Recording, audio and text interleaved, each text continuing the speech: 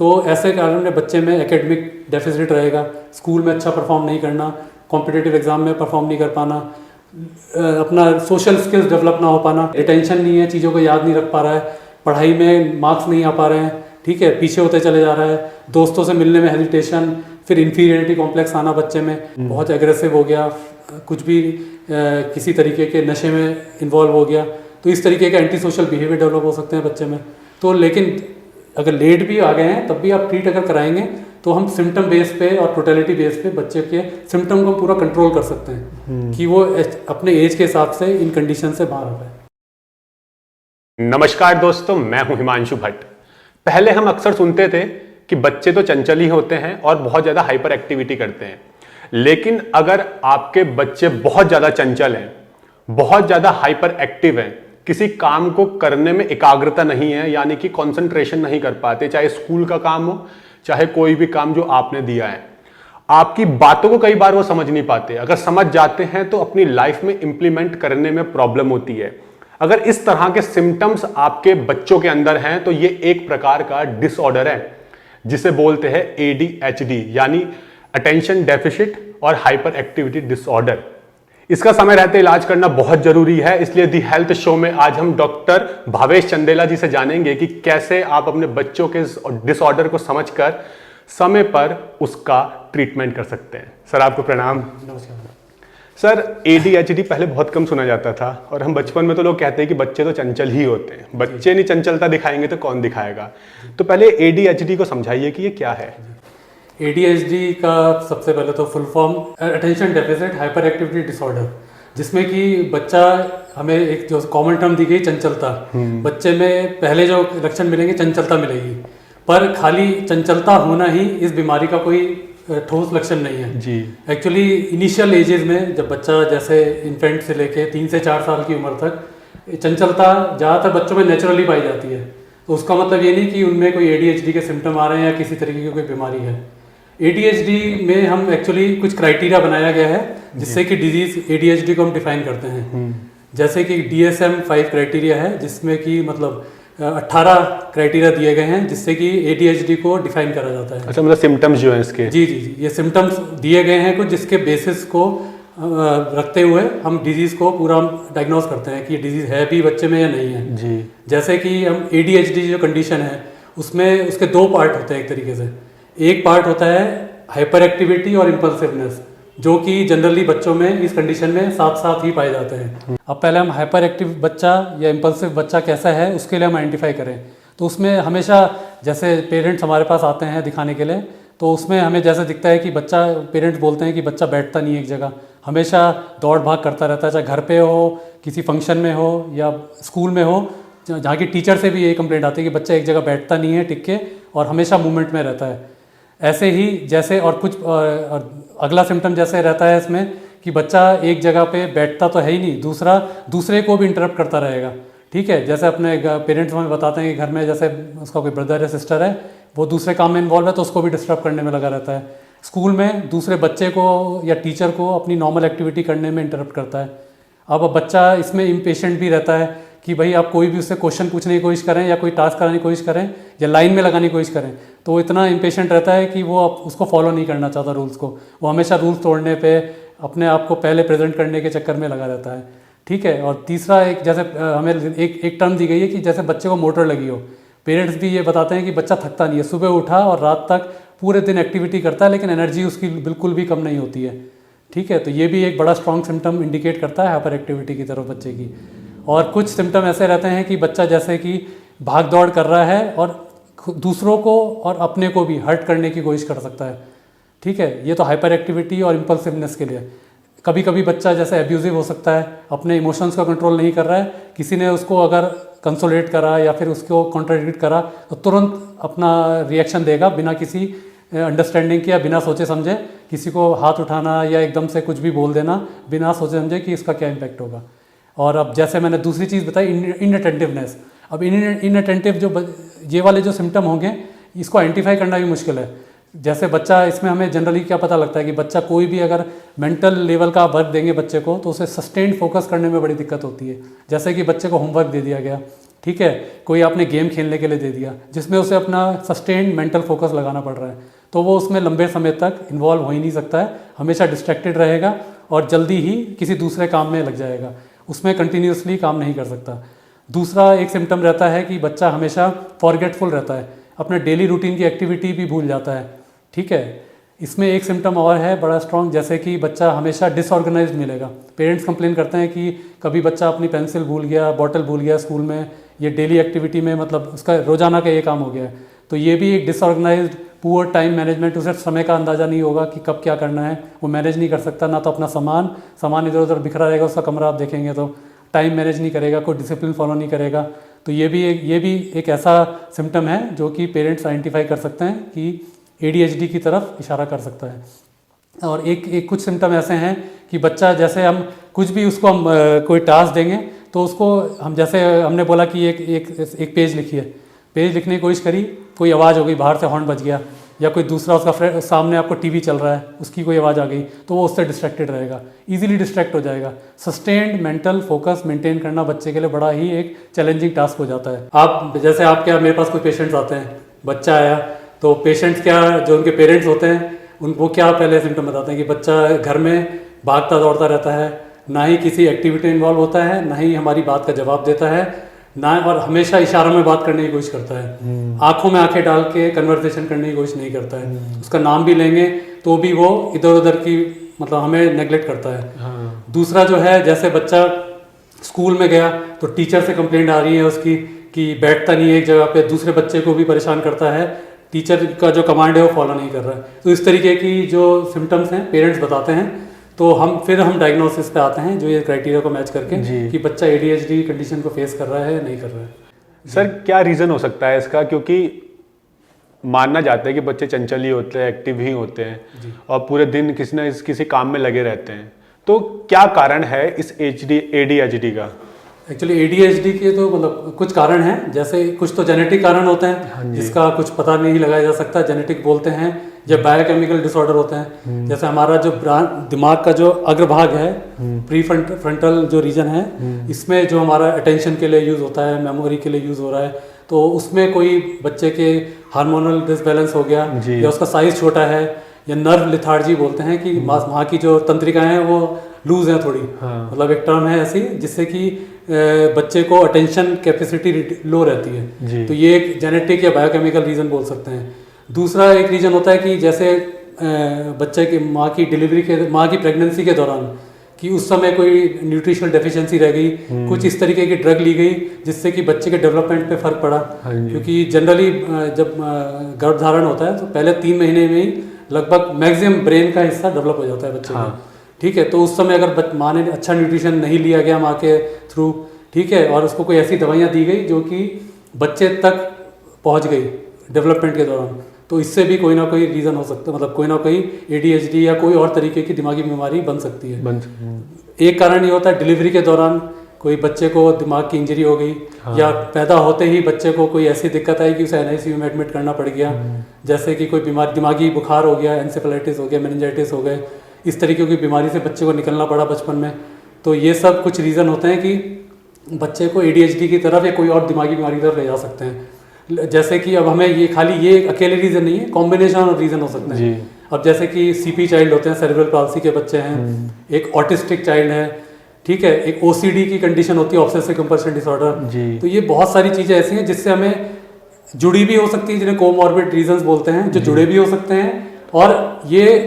दूसरी बीमारी के इंडिकेशन भी हो सकते हैं कि बच्चा ऑटिस्टिक हो या OCD का पेशेंट हो, या कोई और ब्रेन में इंजरी की वजह से ये वाली दिक्कत आए, तो तब भी ये ADHD के सिम्टम आ सकते हैं, लेकिन वो डिफरेंशियल डायग्नोसिस के थ्रू में आइडेंटिफाई करना पड़ेगा कि ADHD है या कोई और बीमारी की वजह से। और कुछ एक जो बच्चा जब जैसे जैसे ग्रो कर रहा है, फिर साइकोसोशल स्ट्रेस बच्चे पे, बच्चे का कोई फिजिकल या मेंटल अब्यूज़ घर पे, कम्युनिटी में या स्कूल में कुछ बच्चे को फेस करना पड़े, तो वो भी उसको उसके ग्रोइंग फेज में उसके जो न्यूरो डेवलपमेंट है उसमें हिंडर कर सकता है, और बच्चे को ADHD, हाइपर एक्टिविटी या इनअटेंटिवनेस की तरफ ले जा सकता है। सर, जो हमारी डाइट है, हम कहते हैं कि अलग अलग बीमारियों में, चाहे कोई सी बीमारी हो, हमारी जो डाइट है बहुत बड़ा रोल प्ले करती है। तो क्या बच्चे जो खाना खाते हैं, क्योंकि आजकल तो बच्चे जंक फूड, फास्ट फूड सब खिलाए जा रहे हैं, और जब बच्चे थोड़ा खाना खाने वाले होते हैं तो आपको पता ही है आजकल तो उन्हें मोमोज, पिज़्ज़ा, कोल्ड ड्रिंक ये सब लोग खिलाने लगे हैं। तो क्या ये fast food, junk food, oily, ये भी ADHD का कारण बन सकते हैं? एक्चुअली कोई ऐसा डायरेक्ट कोई ऐसी मतलब कोई स्टडीज ऐसी नहीं बताती हैं कि इनका कोई डायरेक्ट रोल है, लेकिन फिर भी ये देखा गया है और हमने भी अपने पेशेंट्स में देखा है जिन भी बच्चों को ADHD डायग्नोज हुआ है और हमने ट्रीटमेंट शुरू करा है, तो अगर उसमें हम पेरेंट्स को, जैसे हम बोलते हैं कि high sugar content food, high salt food, जिसमें कि जंक फूड, बेकरी प्रोडक्ट्स और काफ़ी इस तरीके की चीज़ें आती हैं जिसमें कि बहुत मात्रा में कोई केमिकल फूड हो, केमिकल एडेड है फूड्स हैं, ये प्रिजर्वेटिव्स हैं, तो ये क्या करते हैं बच्चे को खाने के बाद हाइपर एक्टिविटी बढ़ाने में इनका एक रोल देखा गया है। तो अच्छा ये रहता है कि आप फल सब्जियां, हेल्दी हाई फाइबरस डाइट दें बच्चे को, और जितना जंक फूड है, ये कार्बोनेटेड ड्रिंक्स हो गई, ये भी हाई शुगर फूड की कैटेगरी में आती हैं, तो बच्चे को इनसे जितना दूर रखा जाए उतना हाइपर एक्टिविटी कंट्रोल करने में थोड़ी मदद मिलती है। सर, होम्योपैथी का क्या रोल है इसमें? आप अगर कोई पेशेंट आपके पास आता है तो एलोपैथी भी अवेलेबल है मार्केट में, आयुर्वेद भी अवेलेबल है और भी पैथीज हैं, लेकिन आप लोग कैसे ट्रीट करते हैं और होम्योपैथी उसमें क्या रोल देती है? सबसे पहले ADHD को तो हमें क्या बोलते हैं, पूरा एक होलिस्टिक व्यू देखना चाहिए जी। ADHD एक ऐसी बीमारी है जिसमें कि मेडिकेशन के साथ साथ बच्चे की सराउंडिंग भी हमें मेंटेन करनी पड़ेगी, जिसमें कि क्या बोलते हैं, उस तरीके की थेरेपीज जो साइको और फिजिकल थेरेपीज होती हैं वो भी साथ में चलाएंगे, तब उसका पूरा बेनिफिट बच्चे को मिलता है ADHD। जैसे कि हम थेरेपीज का हम ले लें कि जब इनिशियल लेवल पे छोटा बच्चा है, अगर स्पीच में डिले है ADHD के दौरान, तो उसको स्पीच थेरेपी के थ्रू हेल्प करी जा सकती है, जो एक टेक्निक्स होती हैं जिससे कि बच्चे को कंसंट्रेशन पावर बढ़ाने में और भी बोलने में हेल्प करी जाती है। कुछ होती हैं ऑक्यूपेशनल थेरेपी जो उसमें थोड़ा बहुत रोल प्ले करती हैं। बाकी फिर आता है आपका जैसे पेरेंट्स का रोल, ये भी हम बड़ा इसमें इंपॉर्टेंस देते हैं। जो बच्चा हमारे पास ट्रीटमेंट में है कि पेरेंट्स भी, बच्चा का जो एनवायरनमेंट है वो पेरेंट्स कंट्रोल कर सकते हैं इस समय यंग एज में, क्योंकि ये गोल्डन एज है, मतलब जो इनिशियल एज है बच्चे की 5 to 6 ईयर्स, ये गोल्डन पीरियड मानते हैं इस बीमारी को ट्रीट करने में। इनिशियल ही बच्चे का 5 से लेके 6 साल तक ऑलमोस्ट मैक्सिमम ब्रेन डेवलपमेंट हो जाता है। हाँ जी। जब तक बच्चे की पर्सनैलिटी भी ऑलमोस्ट पूरी डेवलप हो जाती है, तो हमें उस समय तक अगर हम ट्रीट कर पाएँ बच्चे को तो बड़े अच्छे ऑलमोस्ट 100% रिजल्ट मिल जाते हैं हमें। तो उसमें पेरेंट्स का भी ये रोल रहता है कि बच्चे का एनवायरनमेंट कैसे आप मेंटेन करें, कि नेगेटिव चीज़ों से और नेगेटिव लोगों से दूर रखा जाए, कि बच्चे को एक डिसिप्लिन में रखा जाए, क्योंकि बच्चे इसमें जो एक कंडीशन है, बच्चे का IQ में कोई कमी नहीं होती है ADHD में, बच्चा बहुत इंटेलिजेंट होता है, पर उसका इमोशनल कोशेंट थोड़ा वीक होता है। एज अप्रोप्रिएट बिहेवियर करने में बच्चे को दिक्कत आती है, क्योंकि उसको अपनी सराउंडिंग से कनेक्ट करने में दिक्कत आती है, उसको नहीं पता उसको अपनी उम्र के हिसाब से कैसे कहाँ बिहेव करना है। तो इसमें पेरेंट्स जो एनवायरनमेंट दे रहे हैं बच्चे को, उसका बड़ा इंपॉर्टेंट रोल रहता है। तो उसमें पेरेंट्स बच्चे का डिसिप्लिन सेट करें, खाने का डाइटरी पैटर्न सेट करें, उसको मोटिवेटेड रखें हमेशा कुछ चीज़ हम बताते हैं, जैसे स्पेसिफिक जब भी कम्युनिकेट करें बच्चे से, जब बच्चा अपना इनिशियल जैसे 3, 4, 5, 6 ईयर्स की एज के बच्चे हैं, उनसे आंखों में आंखें डाल के आप कम्युनिकेट करें। बच्चे का स्क्रीन टाइम कम से कम करें, मतलब 2 साल तक तो 0 स्क्रीन टाइम होना चाहिए, वो बहुत डैमेजिंग होता है ब्रेन डेवलपमेंट के लिए। स्क्रीन टाइम मतलब मोबाइल, टीवी, हर तरीके के ये गैजेट से दूर रखें। 2 से 4 साल में मतलब डेली 1 घंटे से ज़्यादा, वो भी प्रोडक्टिव वीडियोस बच्चा देखे तो ठीक है, नहीं तो वो भी अवॉइड करे जा सकते हैं। स्क्रीन टाइम से बच्चे का, क्योंकि वो वन वे कम्युनिकेशन है। हाँ। बच्चा खाली उसे देखे जा रहा है, जो दिखा रहा है बच्चा देख रहा है, बच्चा ब्रेन को यूज नहीं कर रहा है, दिमाग पे जोर नहीं डाल रहा है, जो कि एक ADHD का बड़ा स्ट्रॉन्ग सिम्टम है। हाँ। कि बच्चा दिमाग यूज करने वाले कंडीशन से दूर भागता है। कोई भी एक्टिविटी जिसे दिमाग यूज करना पड़ रहा है उससे दूर भागेगा। टीवी देख रहा है, मोबाइल देख रहा है, वो उसको जो दिखा रहा है वो देखे जा रहा है, दिमाग यूज कर नहीं रहा है, तो वो फोकस और उसका डेफिसिट होता चला जाता है। हाँ। तो अगर बच्चों का आप, जैसे हम बोलते हैं, ग्राउंड में खिलाइए डेली 1 घंटा, मिट्टी में खेले, दौड़ लगाए, स्पोर्ट्स खेले, कुछ भी करे, ऐसा बाहर खेले,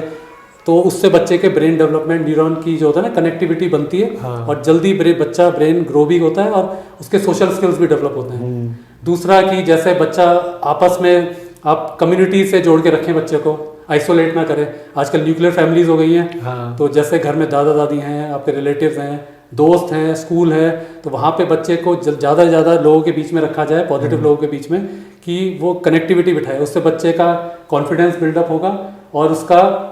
कंसंट्रेशन स्पैन, उसकी सोशल स्किल, कॉग्निटिव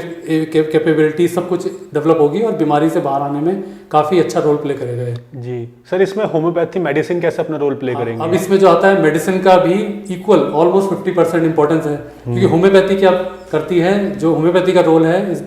किसी भी बीमारी में, खासकर जो दिमाग से रिलेटेड बीमारियां, पूरे ओवरऑल होलिस्टिक व्यू लेते हैं मेंटल सिम्टम्स का। बच्चे के कंस्टिट्यूशन पे, बच्चे की फिजिकल अपीयरेंस क्या है, बच्चे के मेंटल सिम्टम्स क्या हैं, तो वो ऑलमोस्ट पूरा कवर करके हम मेडिसिन दे पाते हैं। जैसे कुछ एग्जांपल के लिए, ये कोई प्रिस्क्रिप्शन नहीं है ऐसा, ये खाली जनरल बताने के लिए कि होम्योपैथी का कैसा रोल रहता है। कि जैसे बच्चा बहुत ज़्यादा चिड़चिड़ा है, ठीक है, और उसको हम बात मानने के लिए बोलते हैं तो और ज़्यादा एग्रावेट हो जाता है, हिट करता है, इरिटेबल होता है, रोने की टेंडेंसी है, हर बात बात पर रोता है, और उसे चुप कराते हैं तो और ज़्यादा एग्रावेट होता है। तो इसमें एक हमारी दवा आती है नेट्रोम्यूर, जिसको इस सिम्टम के थ्रू देके हम हेल्प कर सकते हैं। ऐसे ही जैसे बच्चा बहुत इरिटेबल है और रात को दांत पीसता है, तो उसमें सिना एक मेडिसिन है जिसका रोल रहता है। बच्चा बहुत रेस्टलेस है, ये सब सिम्टम जो ADHD के अंदर कवर होते हैं, ये मैं मेडिसिन के थ्रू बता रहा हूँ, पर ये जनरलाइज्ड है, कोई प्रिस्क्रिप्शन नहीं है ऐसा। तो ये आप डॉक्टर से कंसल्ट करके ही करें, क्योंकि इसमें हम टोटलिटी ऑफ सिम्टम देखेंगे, एक सिम्टम से हम ट्रीट नहीं कर पाएंगे, बल्कि उससे और नेगेटिव इफेक्ट आ सकता है। तो जैसे अब कुछ बीमारी, कुछ सिम्टम है रेस्टलेसनेस, अब एक्सट्रीम रेस्टलेस बच्चा है जो ADHD में ज़्यादातर मिलते हैं आपको, तो उसमें क्या होगा, जैसे एक हमारी दवाई आती है आर्सेनिक 30, मेडोरिनम, तो ये रेस्टलेसनेस कवर करती है। अब जो मेरा बताने का पर्पस है, जैसे हम रेस्टलेसनेस के लिए कोई जनरल दवा हम ऐसे दे नहीं सकते। अब रेस्टलेसनेस एट नाइट है,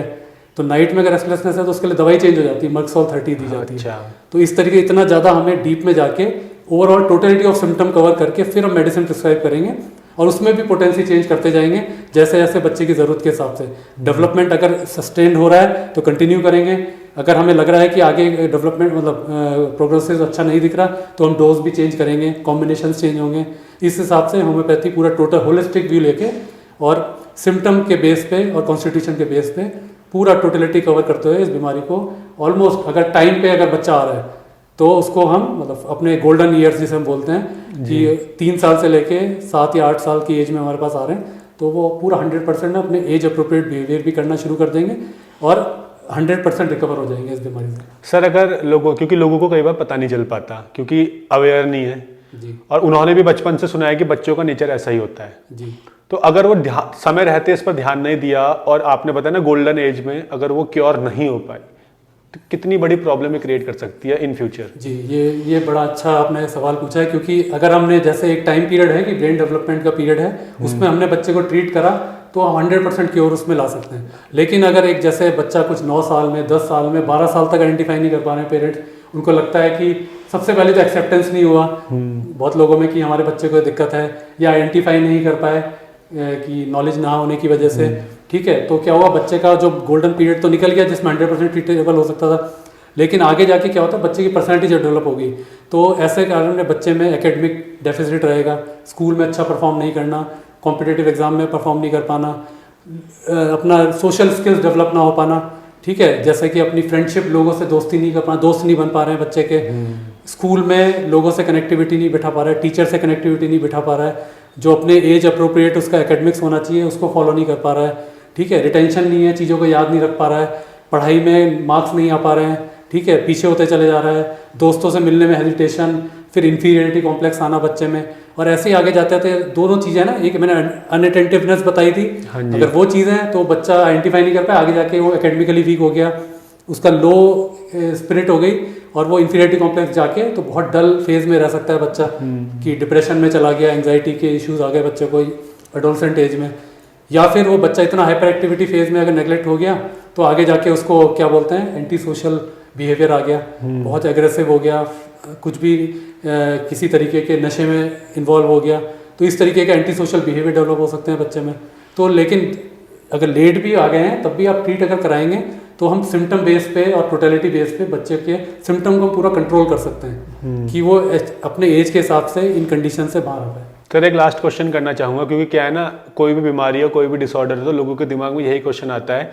कि अगर वो चाहे किसी भी एज का पर्सन हो या किसी भी कोई से भी इनमें से सिम्टम हो, तो सब जानना चाहते हैं कि कितने टाइम में हम उसे क्योर कर सकते हैं अगर वो आपके पास आए तो। जी, इसमें जो बीमारी है इसको मैं एक तरीके से क्या बोलते हैं, वही मैं जो होलिस्टिक व्यू की बात करता हूँ, हाँ। इसमें दवाई का तो रोल है ही, अगर हम साथ में सपोर्टिव, जैसे जो मैंने बताया बच्चे का एनवायरनमेंट भी मेंटेन करेंगे, तो पेशेंस रखना पड़ेगा, क्योंकि ये डेवलपमेंटल न्यूरो डेवलपमेंट डिसऑर्डर है। तो जैसे जैसे बच्चा ग्रो करेगा, कम से कम हमें 1 से 1.25 साल का टाइम बच्चे को देना पड़ेगा, जिसमें कि वो अपना एज अप्रोप्रिएट बिहेवियर पूरे तरीके से जी कर पाए और इस बीमारी से उभर पाए। धन्यवाद सर आपका कि आपने हमें बताया कि ADHD जैसी प्रॉब्लम को सॉल्यूशन हम होम्योपैथी और इन सब के माध्यम से कैसे पा सकते हैं। उम्मीद करते हैं इस वीडियो से आपने काफी कुछ जाना होगा ADHD के बारे में, और आपको शायद पता भी नहीं होगा कि ये बीमारी या ये डिसऑर्डर आपके बच्चों में है। तो इसके लिए जो सर ने बताया, इन चीजों को आप इम्प्लीमेंट एक बार करके देखिए, और ध्यान से इस वीडियो को आपने सुना होगा तो आप समझ गए होंगे कि आपके बच्चों में प्रॉब्लम है या नहीं है। लेकिन कोशिश करें बच्चों को मोबाइल से दूर रखें, नेगेटिव लोगों से दूर रखें, अच्छी डाइट दें और अच्छा माहौल दें। अगर आपके मन में कोई भी क्वेश्चन है आपके बच्चों की हेल्थ से रिलेटेड या आपकी हेल्थ से रिलेटेड, तो आप नीचे कमेंट सेक्शन में पूछ सकते हैं। हम कोशिश करेंगे अलग अलग वीडियोस के माध्यम से आपको आपकी इलनेस के सॉल्यूशन देने की। और अगर आप सर से कांटेक्ट करना चाहते हैं तो इनका क्लिनिक हरिद्वार में है, और इनका नंबर और पूरा एड्रेस कमेंट सेक्शन में और डिस्क्रिप्शन में दिया है, वहां से कंसल्टेंसी भी ले सकते हैं। इसी तरह से हम आपके लिए हेल्थ की वीडियोस लाते रहेंगे। हमसे जुड़े रहिए ताकि आप इलनेस से वेलनेस की तरफ पहुंच सके। धन्यवाद।